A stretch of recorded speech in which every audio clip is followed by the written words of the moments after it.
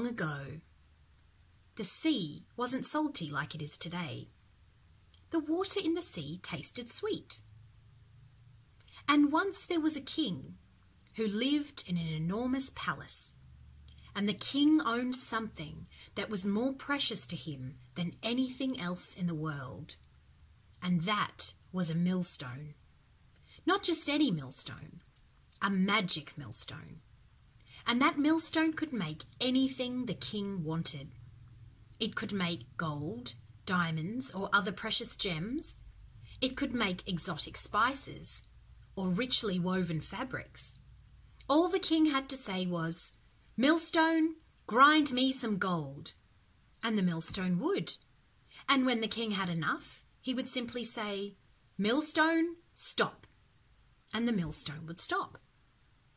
Now, having such a precious item meant the king was worried it would be stolen. So he didn't tell a single soul about it, and he kept it hidden in a secret room in the depths of the castle. Now, I say the king didn't tell a single soul, but he did tell his most trusted advisor. And his most trusted advisor told one of the other servants at the palace, who told another and another and another and another, until most of the people in the kingdom knew about the king's millstone, including a thief who decided that he would have the millstone for his very own. So one night, the thief prepared a ship with all the supplies he'd need. Then he snuck into the palace. He found the room where the millstone lay, and he took it. He took it out of the palace, hidden under a cloak, and he ran down to the shore where his boat was waiting, and he climbed aboard and set sail. Now, sneaking around a palace and thieving is hungry work, so the thief decided he needed a snack. So he took from his supplies a dumpling, and he bit into the dumpling. Oh, yuck! Oh, that tastes disgusting. Oh, it needs salt. Oh, why didn't I bring any salt? Hang on, the millstone. Millstone, grind me some salt. So the millstone started to spin and grind out salt for the thief. So he took a pinch, sprinkled it on his dumpling and ate it. It was much better, and by now the thief was very tired. He lay down on the floor of the ship and fell fast asleep.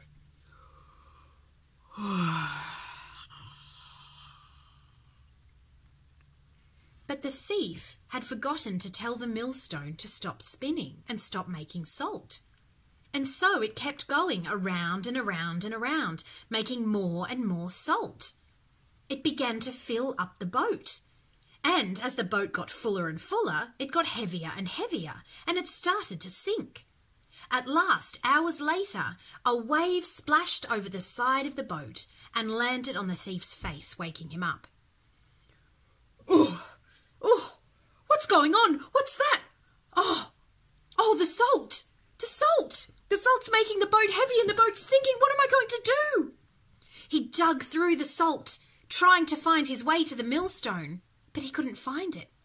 The more he dug, the more water filled the boat, and the more salt was made, and the more the boat sank, deep, deep, deep, down, down, down to the bottom of the ocean. The thief remained on the top of the water, where he swam back to shore, where the angry king was waiting for him. And as for the millstone, it's still at the bottom of the ocean today, spinning around and around and around, making the salt that fills our ocean. And that's why the sea is salty.